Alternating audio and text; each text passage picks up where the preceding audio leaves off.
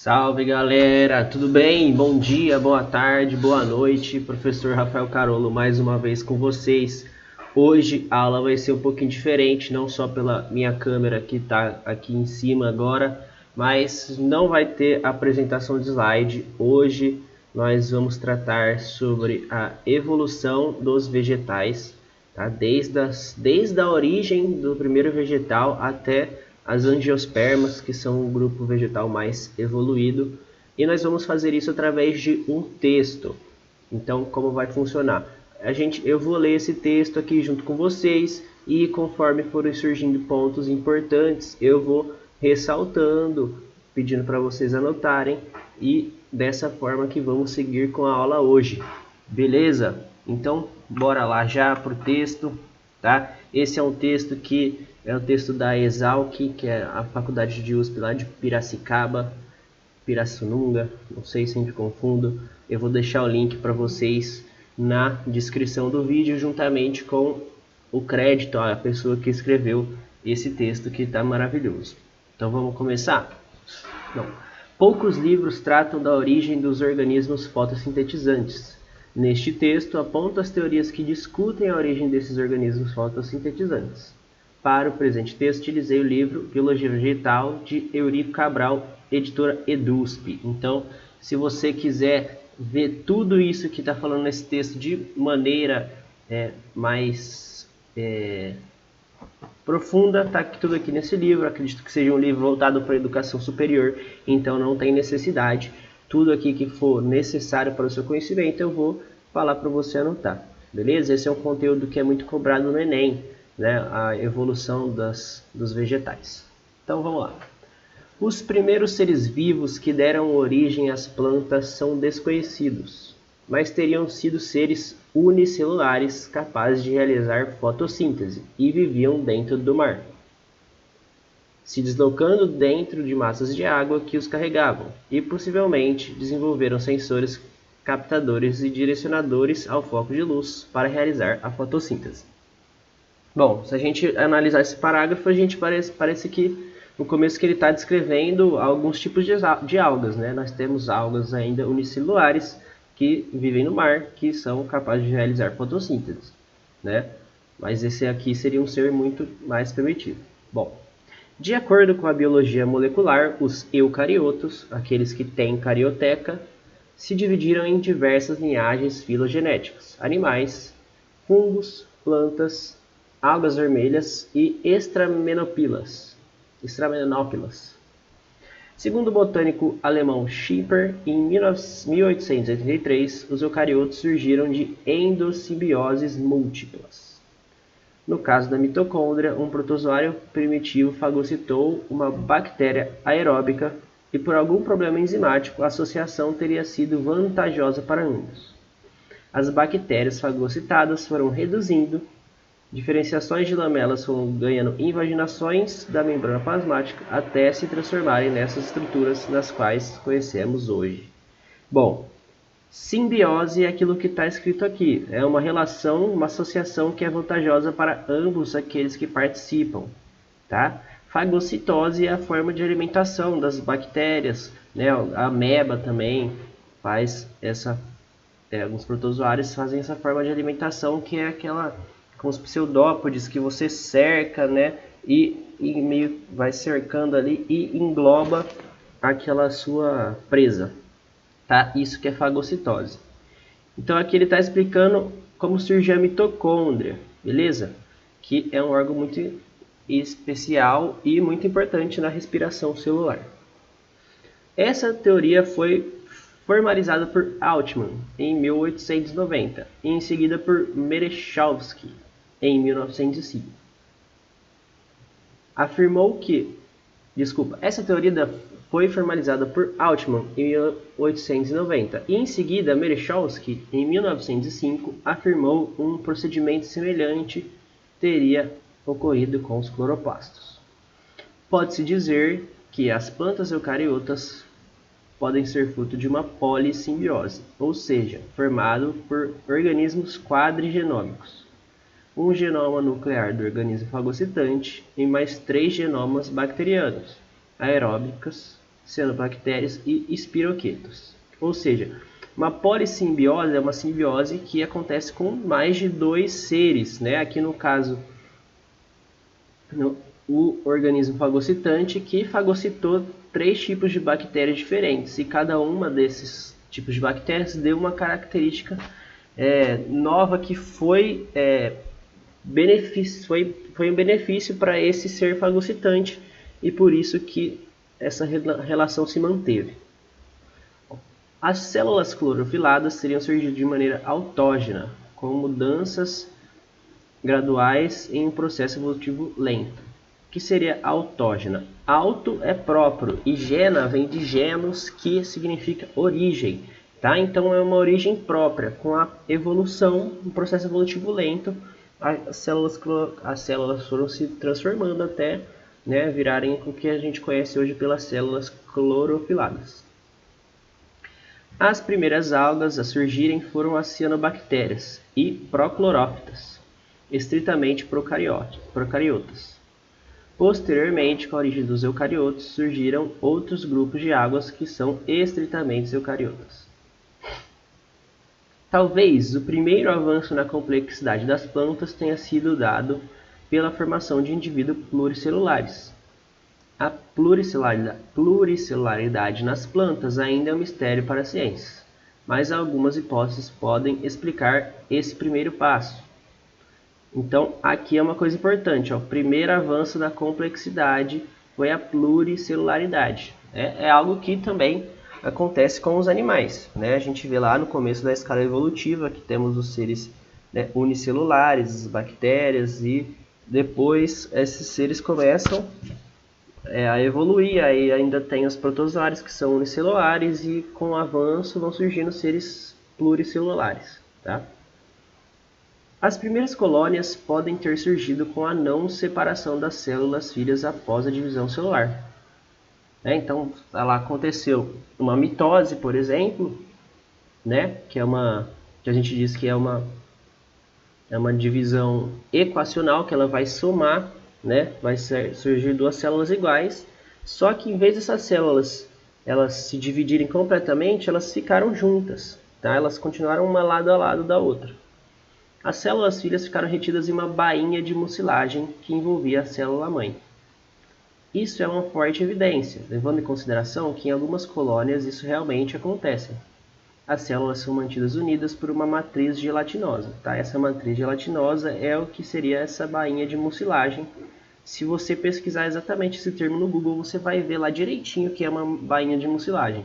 Tá? Aparece lá as células e em volta delas parece que tem mesmo uma gelatina branca, uma gelatina transparente que está deixando elas presas lá dentro. Em algumas colônias, o número de células não aumenta com o tempo. Essas colônias em que o número de células é mantido o mesmo do início ao fim recebe o nome de cenóbio. Formar colônias pode ser vantajoso em relação a indivíduos isolados. Por que pode ser vantajoso? Bom, se você é formado por uma célula só, qualquer coisa que prejudicar essa célula vai prejudicar o indivíduo por um todo. Se você for formado por mais de uma célula, a célula que der problema, ela pode ser descartada e você vai fazer divisão para nascer outra célula no lugar. E aí aquele problema vai ser facilmente resolvido. Ele vai conseguir ser resolvido. Beleza? Bom, muitas vezes é difícil saber se formam realmente uma colônia, uma vez que eles podem se apresentar de forma intermediária, sendo difícil saber se são realmente coloniais ou se apenas estão aglomerados. Por exemplo, a gente está lá no centrão de Ribeirão Preto, véspera de Natal, tá todo mundo lá grudadinho na loja tentando comprar na promoção. Não significa que a gente é um organismo só, A gente só está lá pertinho um do outro por causa das condições do ambiente, beleza? Alguns representantes ainda vivos parecem demonstrar exemplos dessa transição de unicelular para pluricelular. O gônio é uma alga verde e apresenta uma colônia simples, onde todas as células são iguais e totipotentes. Aqui está a foto do gônio. né? Então, a gente pode ver que todas as células são muito parecidas. Ser totipotente significa que ela pode se diferenciar, né, em vários tecidos diferentes, em vários tipos de células diferentes. Beleza? Partindo deste ponto, não é difícil imaginar que a partir daí a multicelularidade possa ter surgido, permitindo a formação de estruturas com morfologias mais variadas. Desde as mais comuns nas algas, se destaca a formação de filamentos multisseriados, passando por diversos tamanhos e formas, até estruturas com vários metros de distância. Essa transformação de uma estrutura em forma de talo até estruturas multicelulares pode ter favorecido esses indivíduos quanto ao seu metabolismo, aumentando significativamente seu tamanho e favorecendo a fotossíntese. Essa estrutura que ele fala, ela facilita, ela permite a captação de mais alimento, ela capturando mais alimento, você consegue ter um metabolismo mais rápido, né? E com o metabolismo mais rápido você tem os produtos necessários para realizar fotossíntese em maior quantidade, então você realiza mais fotossíntese, realizando mais fotossíntese você tem mais energia, né? Você transforma mais energia, mais reserva de energia, né? Então, é um processo muito positivo. Nesses organismos avasculares, né, as algas são seres avasculares, a gente vai citar nesse texto aqui o momento em que as vegetais se tornam vasculares, que é um ponto muito importante na evolução. E nesses organismos avasculares e algas, o corpo é chamado de talo, e as células são chamadas de cenócitos. Então, refere-se ao grupo Talófita, organismos simples, com estruturas reprodutoras unicelulares ou multicelulares. Dentre os primeiros multicelulares mais complexos, encontram-se organismos formando filamentos apolares, nas quais todas as células são perfeitamente equivalentes em uma diferenciação celular, tanto no ápice quanto na base. A multicelularidade tem um valor adaptativo muito forte, pois permite a especialização celular, proporcionando maior eficiência na exploração dos recursos naturais, conquista de nichos, absorção de nutrientes, água, minerais, reserva nutricional, células de reprodução, desenvolvimento do controle de etapa de crescimento, aumento de tamanho, modificação de forma e função celulares, diferenciação celular para a formação de tecidos e órgãos, controlando a morfogênese. Olha só o que a multicelularidade permite, né? Porque você pode ter várias células diferentes. Imagina só se a gente fosse formado por um só tipo de célula, né? A gente provavelmente não ia ser evoluído da forma que nós somos, né? A gente só é evoluído dessa forma porque cada parte do nosso corpo tem células especializadas para a função que ela realiza, né? As nossas células do estômago são diferentes das nossas células do intestino, que são diferentes da nossa célula do fígado, são diferentes da nossa célula do coração, nossa célula do cérebro.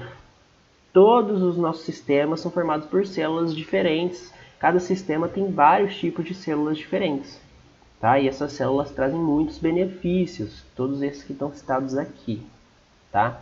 O importante é você saber que a multicelularidade ela tem um valor adaptativo muito grande pois ela permite a especialização celular, justamente o que está escrito aqui, tá? Eu vou botar até em negrito, ó. Essa parte é muito importante, tá? Não precisa decorar todas essas coisas que estão escritas abaixo, beleza? Aqui quando ele fala controlar morfogênese, né, ele fala morfo é forma e gênese é origem, então a origem da forma, controlando como esse organismo vai ser, qual formato que ele vai ter. E aqui é um exemplo da talófita que ele citou acima, tá? Os valores são tão fortes que a multicelularidade surgiu independentemente em vários grupos de organismos, e não somente nos fungos, animais e vegetais. Em alguns casos não chegou a formar organismos tão complexos, em outros proporcionou adaptações para a vida terrestre, complexidade vegetal, aumento de peso, perda de mobilidade. Levou à criação de tecidos meritemáticos localizados em porções estratégicas do organismo que possibilita crescer em diferentes direções. Então, todos esses foram benefícios da multicelularidade. A diferenciação celular levou à formação de células especializadas em suas extremidades. A basal permitindo a fixação ao solo, ganhando o nicho do assoalho dos oceanos, formando os primeiros bentônicos. Tá? Bentônicos é aquilo que vive no fundo do mar. Mudanças ou variações no plano de divisão celular podem levar posteriormente o talo multicelular a formar ramificações, projeções que permitam a melhor captação de luz solar para a realização da fotossíntese. Então o talo pode se espalhar por mais lugares e às vezes, por exemplo, tem uma sombra, então ele vai crescendo para se esquivar da sombra até um lugar onde tem luz e conseguir captar essa luz. Cabe lembrar que nesses organismos a absorção de nutrientes é realizada pelo talo, uma vez que vivem dentro da água. Organismos têm estruturas moles. Bom, talos ramificados ocorrem praticamente em todas as espécies de algas viventes hoje, e até mesmo em fase reprodutiva das briófitas, primeiras plantas a dominar o nicho terrestre. Então, aqui outra coisa muito importante. Briófitas são as primeiras plantas a dominar o nicho terrestre. Tá? Briófitas são os musgos, que a gente está acostumado a escorregar neles. Filamentos multisseriados poderiam ser outro passo evolutivo importante, uma vez que permitem a formação de estruturas parenquimatosas e pseudoparenquimatosas que levam à complexidade da anatomia dos vegetais que encontramos, incluindo as algas pardas e as plantas terrestres.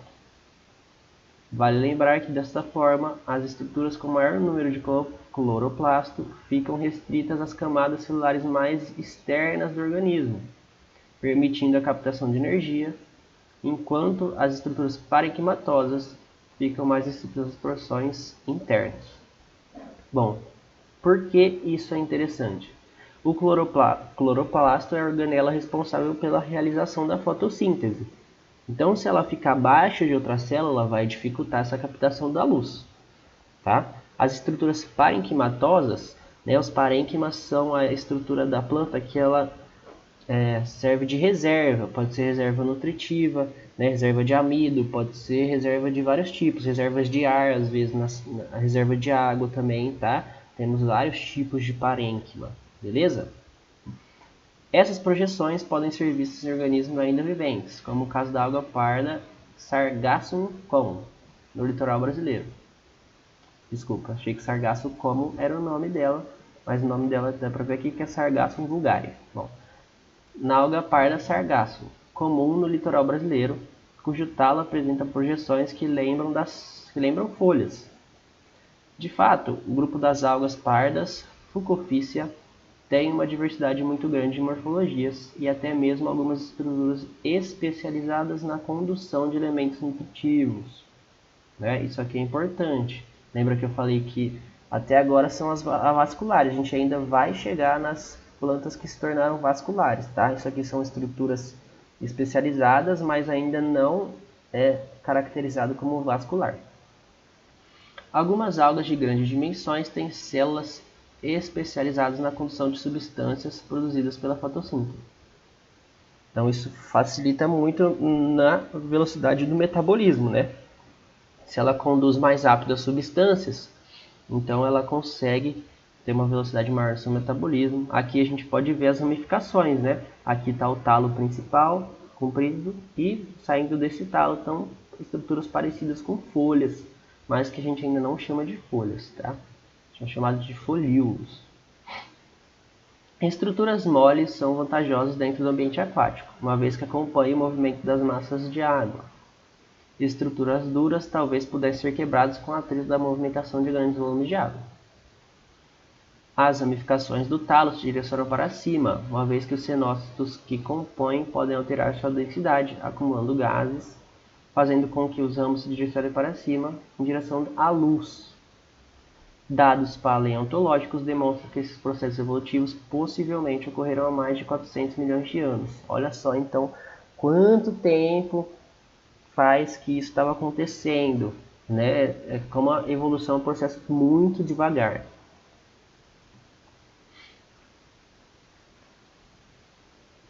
Evolução das plantas, ganhando a terra, mas não em totalidade. tá? Ele vai falar aqui das briófitas e vai explicar por que não foi total, né, a vitória delas contra o ambiente terrestre. As primeiras plantas a dominar o ambiente terrestre dependiam de água e tinham estruturas multicelulares parenquimatosas que as permitiam crescer em diferentes planos. Possivelmente, suas estruturas anatômicas eram o mais simples possível, uma vez que as algas que hoje vivem fora da água apresentam talos muito pouco diferenciados. Aqui ele apresenta algumas variedades das clorófitas, que são esses organismos que ele está citando. Não se sabe como as primeiras plantas terrestres surgiram, mas acredita que foi um grupo de algas verdes denominado clorófita, que apresentava um genótipo e fenótipo bem diverso que permitiu sua sobrevivência em áreas pantanosas, sujeitas a períodos alternados de inundação e seca. Então veja bem, tinha períodos de inundação onde essas águas ficavam totalmente imersas na água e períodos de seca onde elas ficavam fora da água, né? Essas estruturas parenquimatosas que permitiam isso, provavelmente eram estruturas de reserva de água. Então, quando ficava seco, ela tinha ainda água para realizar seu metabolismo, não precisando tanto da água do ambiente. Isso é possível ver em algumas algas ainda hoje que vivem em águas doces e resistem períodos grandes de seca, uma vez que apresentam estruturas adaptativas a essas adversidades. Os zigotos de algumas algas apresentam camadas celulares mais espessas e podem viver grandes períodos fora da água. Muitas algas podem ser transportadas de diversas formas, também ganhando mais espaço. As primeiras briófitas, que foram as plantas que ganharam o ambiente terrestre, têm uma semelhança bioquímica e genética muito grande com o grupo pequeno de algas verdes clorófita, que é denominado Carophyceae.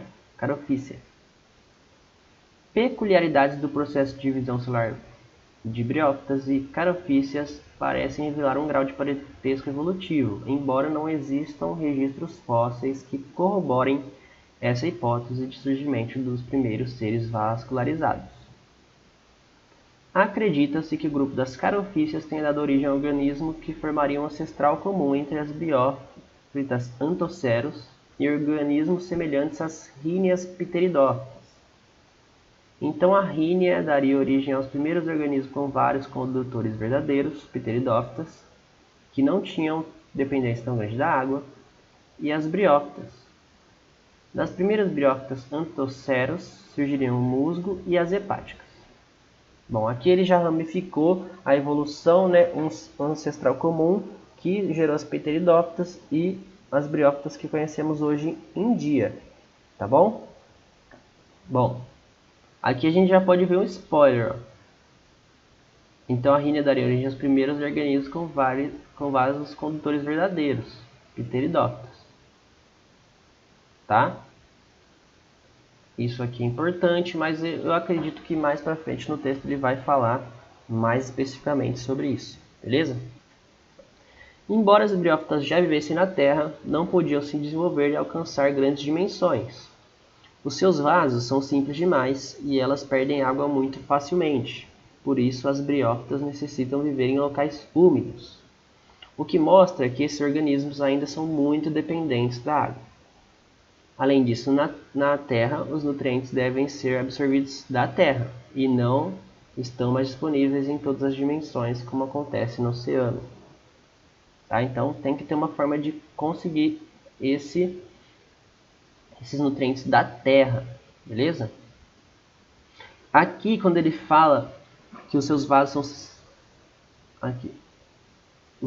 são simples demais, né? As briófitas, o processo de condução delas dos nutrientes acontece por difusão. Então acontece de célula a célula. É um processo muito lento. Então, esse processo para sair lá no rizoide, que é a raiz, a nomenclatura que demos para a raiz das briófitas, para chegar até a folha mais alta demora muito. E esse processo demorado prejudica o crescimento. Tá? Se ela crescer muito, vai ficar muito difícil dela transportar esses nutrientes para todos os locais dessa planta. Tá? E por isso que o surgimento de vasos condutores verdadeiros foi um avanço muito grande, principalmente para o tamanho das plantas, né? As briófitas tem umas que é difícil de você ver que é realmente uma plantinha. A gente vê o musgo e você não consegue identificar lá, sem ser numa lupa, você não consegue identificar o que é o filoide, o que é o cauloide, o que é o rizoide, né? Porque é tudo muito pequeno. Estudos paleontológicos mostram que os primeiros organismos fotossintetizantes a ganhar um ambiente terrestre foram pertencentes à classe Psilopitopsida. A absorção de água e nutrientes só tornou-se possível graças a estruturas que penetram e percorriam o solo, o rizoma, com rizoides que penetravam no solo e puxavam os elementos essenciais. Seus rizoides são semelhantes aos encontrados em briófitas. Os rizomas eram apenas um ramo caulinar prolongado que penetrava o solo, fixando a planta a um local. Então, as pressões seletivas evolutivas que atuaram internamente ao solo eram distintas daquelas postas à superfície, permitindo seguirem caminhos evolutivos diferentes e diversos. Assim como nas briófitas, a condução era feita através do processo de difusão. Nas primeiras plantas terrestres, semelhantes às rhinia, a água era absorvida pelos rizoides, passava célula a célula através do parênquima cortical, chegando a delicados xilemas e subindo pelo caule ereto, obedecendo o gradiente de concentração. Nós sabemos então que xilema é um dos vasos condutores que nós temos nas plantas. Tá? Aqui está mostrando lá o organismo comum, o que trouxe essa adaptação, né? Que são as rhínias, que foi o que ele citou lá em cima também. Estruturas como os rizoides foram fundamentais para o surgimento das raízes primitivas. Nas plantas terrestres, a perda de água excessiva foi evitada através da produção de substâncias impermeabilizantes, como a cutícula, adaptações fundamentais para a sobrevivência. Uma cera que reveste as partes mais delicadas da planta. Apesar da cutícula evitar a perda excessiva de água, ela também impede a troca de gases realizada pela planta. Os estômatos são estruturas que permitem a troca de gases feitas pela planta. Bom, a cera, se você pegar qualquer planta, quase tem algumas que tem mais, algumas que tem menos, mas se você passar o dedo assim nas folhas, você consegue tirar a cera. Tá? Você consegue ver lá que é mais oleoso, até aquele aspecto brilhante é por causa da cera. Mas ao mesmo tempo que ela impede a saída de água, ela impede as trocas gasosas. E a gente vai ver que as trocas gasosas elas são essenciais, principalmente nessas plantas que têm vasos condutores, para guiar esse gradiente de concentração, né? O mecanismo de mobilidade da água, né? Ele precisa muito desse gradiente de concentração. Ele precisa que a planta transpire nas folhas para puxar a corrente de água e essa corrente de água subindo e sendo dividida pela planta inteira. Beleza? Bom. As briófitas são plantas consideradas ainda avasculares. Tá? Isso é importante. As briófitas então são avasculares. De pequenas dimensões que vivem em locais úmidos, a absorção se dá por rizoides, em células alongadas. As primeiras briófitas, ainda primitivas, apresentavam a fase gametofítica mais desenvolvida que a esporofítica. Apresentavam grande afinidade genética com algas clorófitas e pteridófitas. Os fósseis mais conhecidos de briófitas aparecem posteriormente às pteridófitas, que causou grande confusão a respeito das origens, com alguns autores afirmando que as briófitas seriam versões minúsculas de pteridófitas. A confusão aumenta, considerando que só se conhece fósseis de clorófitas que foram encontrados depois do surgimento das briófitas. Existem diversas teorias que tentam explicar a origem das briófitas, tendo um ancestral comum com briófitas e outras plantas. Outra teoria comporta que a origem polifilética, sendo antoceras derivados de pteridófitas primitivas e hepáticas. Né? Então, essa é uma discussão sobre evolução. é uma discussão que não cabe à nossa aula agora, porque ela não trata das características, mas sim de evidências fósseis, tá? E esse conhecimento pode deixar as coisas bem confusas, né? No nosso estudo que nós consideramos as algas como os primeiros seres vegetais, na verdade elas nem estão no reino Plantae, né? Elas estão em outro reino, mas as algas que deram origem às briófitas, posteriormente às pteridófitas, gimnospermas e angiospermas. É essa ordem que vamos seguir, tá? Todas essas esses desencontros podem ter acontecido simplesmente porque fósseis nem sempre são achados mesmo, né? Podem existir, a gente acredita que existiam briófitas antes das pteridófitas, só que não foram achados fósseis que comprovassem isso ainda, né? Assim como existem durante nossa evolução diversas peças faltando, né? Existem diversas peças que faltam para a gente construir a linha evolutiva dos animais, porque fósseis são uma coisa é difícil um fóssil ser gerado, né? São condições muito específicas que precisam que o ambiente precisa ter para que os fósseis sejam gerados, beleza? Bom. Os fósseis mais antigos de briófita datam do Carbonífero, são pertencentes ao gênero Mucites, no Permiano. No Permiano em diante se encontram os fósseis que representam com mais segurança as briófitas, mas os musgos atuais surgiram no Terciário, no período Piloceno. A fotossíntese é um fenômeno que ocorre em superfície. Portanto, estruturas que permitam a captação da luz são fundamentais para a sobrevivência das plantas. Mas as plantas antigas como as ígneas não apresentavam folhas, e o caule deveria ser verde e responsável pela fotossíntese, com presença de estômatos. Essa ausência de folhas limitava o crescimento da planta, uma vez que a área fotossinteticamente ativa era pequena e a perda da água era quase constante. Esses representantes de pequenas dimensões são vistos em fósseis, ultrapassando alguns milímetros de tamanho. Tá? Então a gente vê como as folhas são importantes, porque se você comparar a finura de um caule com o tamanho de uma folha, a área da folha que é verde é muito maior que a de um caule. Então a captação de luz para realizar o processo de fotossíntese vai ser muito maior numa folha, né? Isso prejudicou e está diretamente ligado com o tamanho desses representantes, que não passam de alguns milímetros, tá? Os fósseis mais antigos eram desprovidos de folhas, mas o registro fóssil também mostra que o aumento da superfície dos ramos aéreos das primeiras plantas ocorreu pela formação de escamas e expansões laminares semelhantes a pequenas folhas. Pequenas, pois não eram vascularizadas.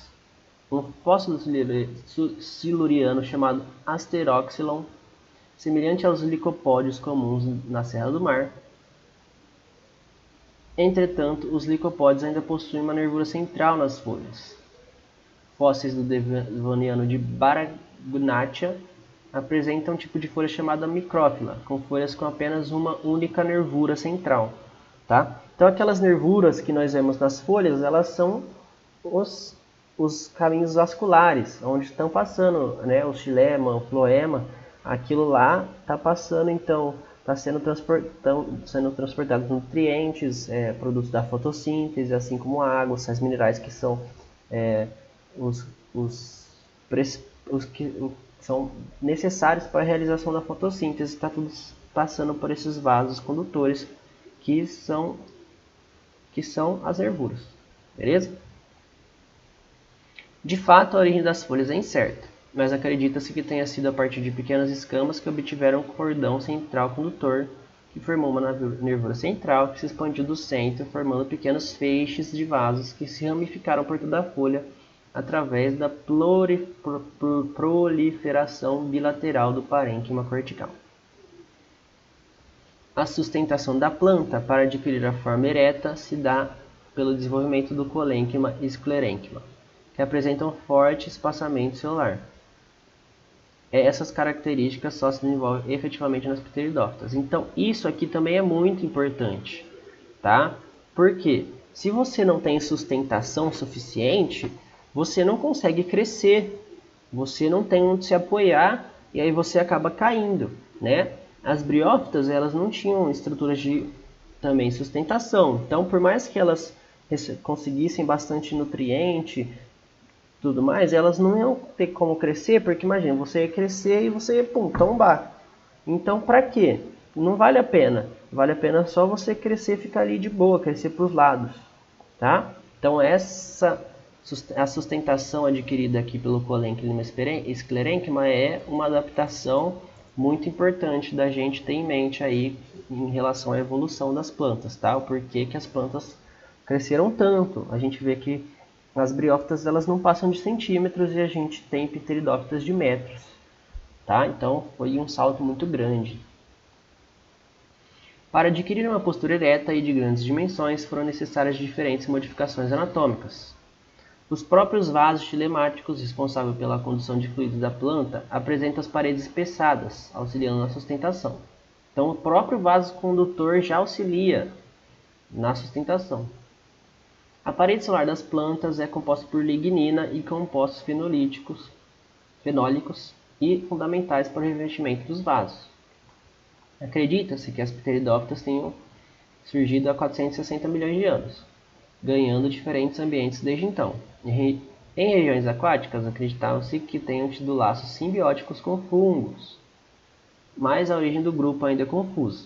A estimativa da idade pelo relógio molecular dá uma dimensão de 600 milhões de anos, como a origem, enquanto dados de suas proteínas sugerem 700 milhões de anos. Bom, isso é algo que nós não vamos, não vamos discutir. O importante que está aqui é que as pteridófitas ganharam diversos ambientes, tá?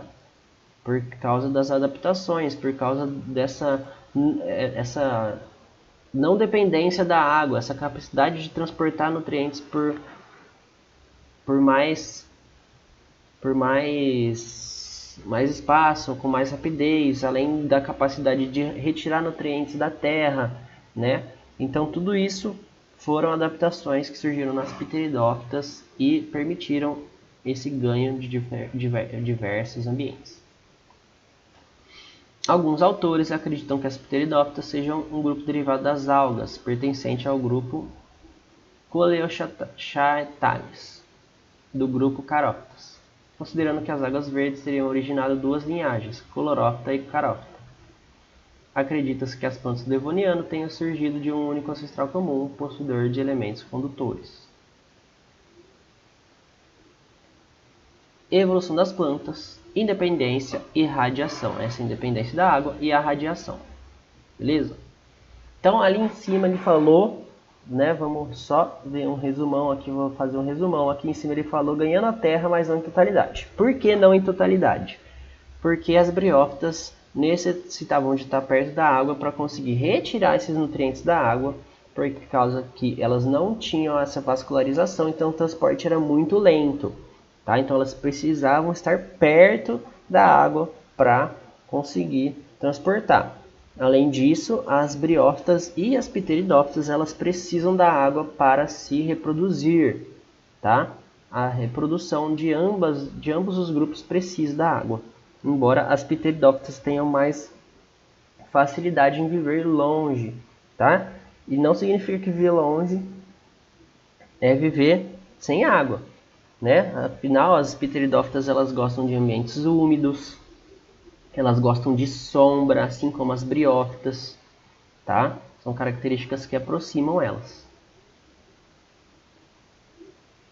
Bom, o grupo das pteridófitas vivas ainda hoje compreende as avencas, samambaias, licopódios, cavalinhas, pinheirinhos, selaginelas, esquisetes e rabo de lagarto, sendo os esquisetes, psilotos e samambaias grupos monofiléticos e constituem linhagens mais próximas às plantas com sementes.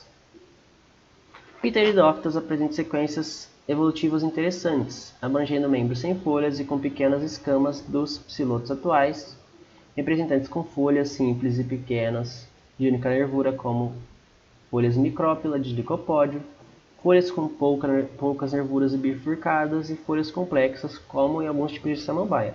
Então nós podemos ver que as samambaias elas têm muita diversidade nos tipos de folhas delas, né? Beleza? Sem folha, com folha pequena, folha com bastante nervura, pouca nervura e tudo mais. A condução era feita pelo cilindro central, ou estelo.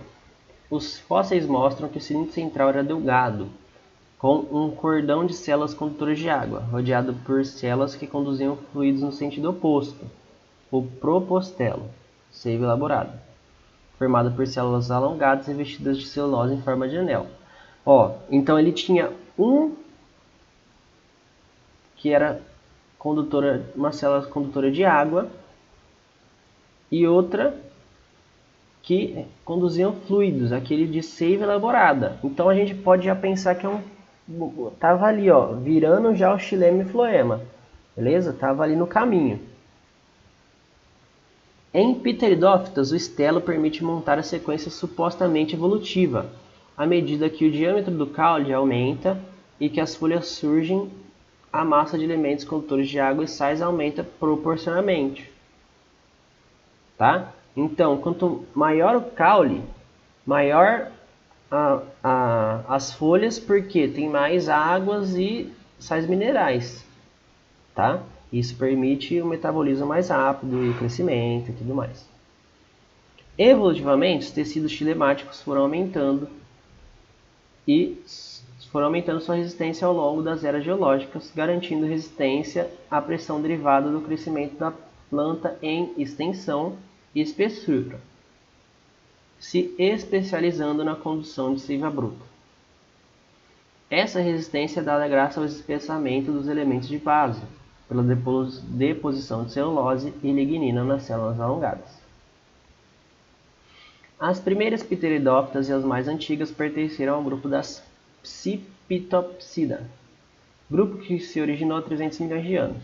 Plantas de pequenas dimensões de caule bifurcado, delgado, com pequenas escamas, com presença de algas em alguns casos, sem folhas e raízes verdadeiras com uma porção prostrada rizomatosa.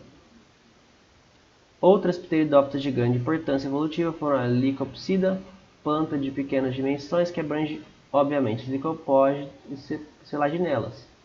As Licopodófitas tiveram seu período de radiação no Paleolítico, com gêneros fósseis de grandes dimensões, e foi a forma de vegetação dominante, especialmente no Carbonífero. Com os licopódios gigantes, Lepipodendrone sigillaria, plantas nas quais explicam o nome do período, pela grande concentração de carbono proveniente no processo de fossilização desses organismos. Ainda a classe Psitopsida, cuja simplicidade morfológica se assemelha bastante com a Psilophytopsida, podendo ter surgido a partir da redução ou convergência com o grupo das Rhynias. Juntamente com os licopódios, os esquicetos também foram abundantes no Paleozoico, chegando a vários metros de altura, com gêneros Calamostaques, Camalinthes e Equisetum. Assim foi igualmente com as Pteropsida. Os primeiros grupos a apresentarem sementes foram a Pteridospermae, que foram muito frequentes no Carbonífero, e eram semelhantes a samambaias gigantes, sendo que seu ginófito se desenvolvia dentro do esporângio, formando um óvulo protegido por um tegumento e possibilita a formação de semente. Outro grupo também consiste na Progymnosperma, que se reproduziam por esporos, mas que apresentavam desenvolvimento secundário em espessura e xilemático mais expressivo encontrado nas gimnospermas. Quando a gente fala pró ou proto, significa ancestral, tá? Significa primitivo. Então, por isso que o nome Progymnospermas, tá?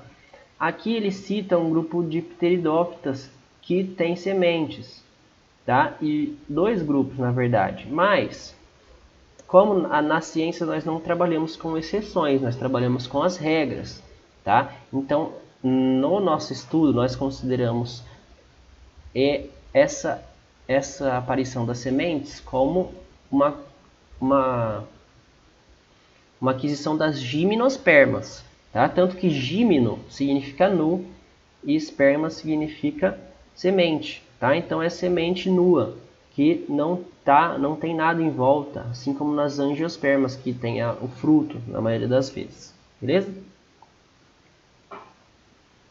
As gimnospermas são plantas vasculares com frutos não carnosos, frutos sem polpa, e cujas sementes não se encerram no fruto. Beleza? Essa é uma definição aqui.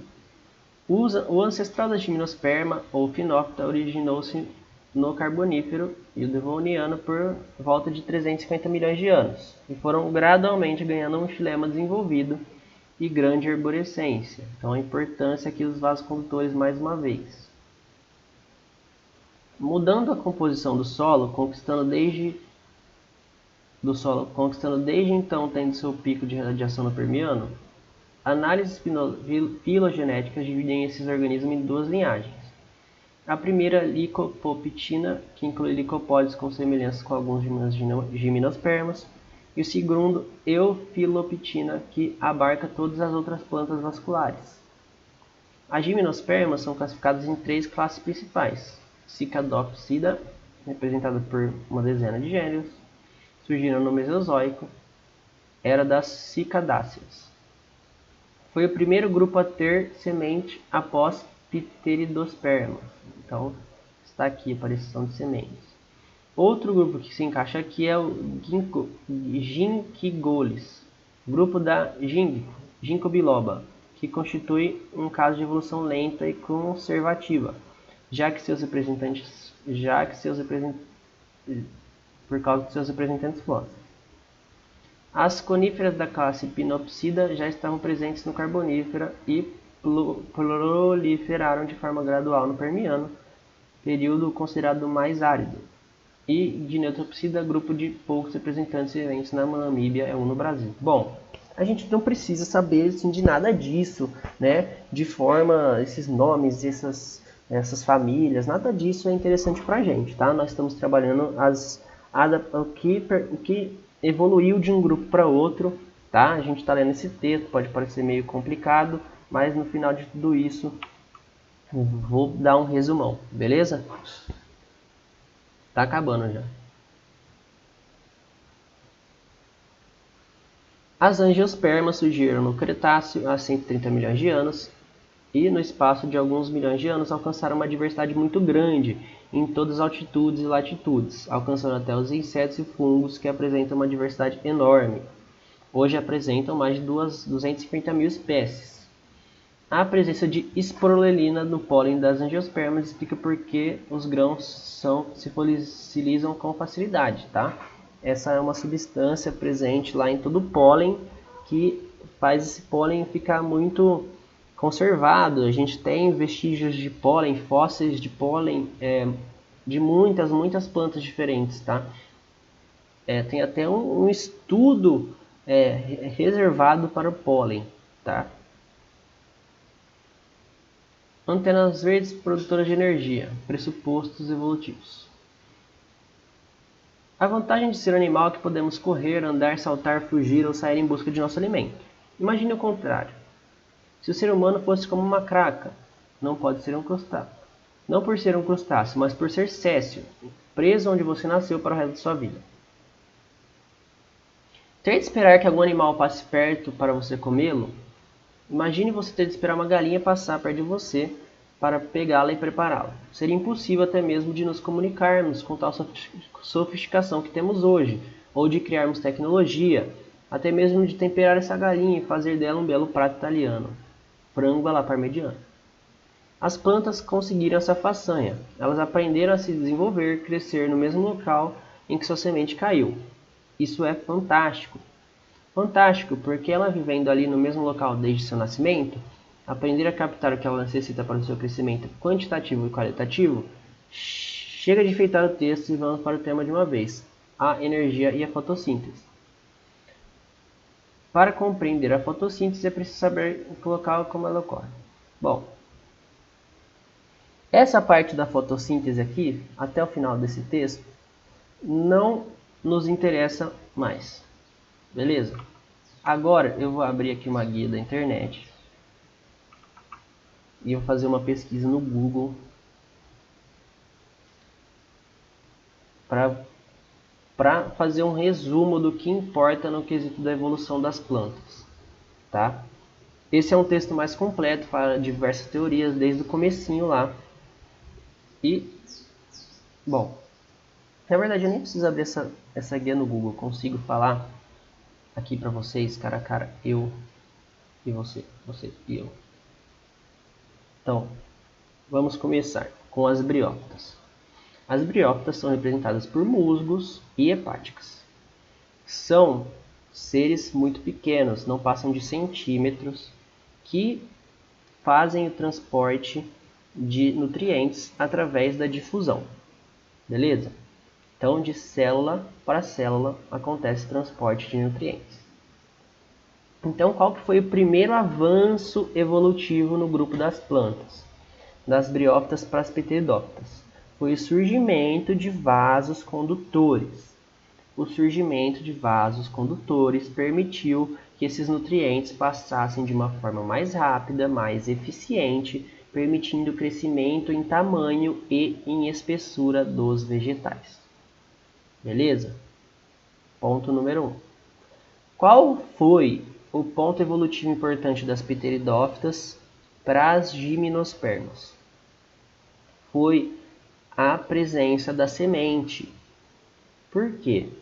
Porque a presença da semente, ela permite com que a planta alcance mais áreas. Por quê? Essa semente ela pode ser espalhada pelo vento, ela pode ser espalhada por animais, então a planta vai conseguir conquistar mais ambientes. Além disso, a semente ela possui uma reserva nutritiva. Então, essa semente pode cair em um lugar que não seja bom para ela crescer, mas por causa dessa reserva nutritiva ela vai conseguir crescer. Ou, se não for bom para ela crescer, ela pode ficar num estado de dormência e quando a condição estiver mais favorável, ela vai conseguir crescer. Então esse foi o avanço das pteridófitas para as gimnospermas. O avanço nas angiospermas foi a presença do fruto e das flores. Tá? Por quê? As flores elas são estruturas que atraem os animais, os polinizadores. Tá? E os polinizadores eles vão realizar o processo de fecundação, vão trazer o pólen de uma planta para outra. Esse pólen vai chegar lá no óvulo e vai gerar semente, né? Essa semente vai estar protegida pelo fruto, esse fruto eventualmente vai ser comido por um animal, esse animal vai comer, a semente vai ficar lá no intestino dele, a hora que for fazer um cocôzão, ele vai fazer um cocô em outro lugar longe e também vai espalhar essa semente por vários lugares, tá? Então nós temos esses 3 pontos principais na evolução das plantas, tá? Eu sei que esse vídeo ficou um pouco longo porque a gente tentei passar um texto com mais detalhes para vocês, com bastante curiosidade, beleza? Então, os pontos são esses. Das briófitas para pteridófitas é a presença de vasos condutores. Das pteridófitas para gimnospermas é a presença da semente. E das gimnospermas para as angiospermas são as flores e os frutos. Fechou? Beleza? Então é isso. Essa foi a aula de hoje sobre a evolução das plantas. Espero que você tenha gostado. E até a próxima. Valeu!